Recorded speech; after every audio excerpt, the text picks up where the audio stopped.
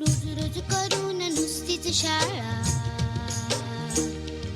रोज रोज करून नुसतीच शाळा. आम्हाला नाही येत वाटतं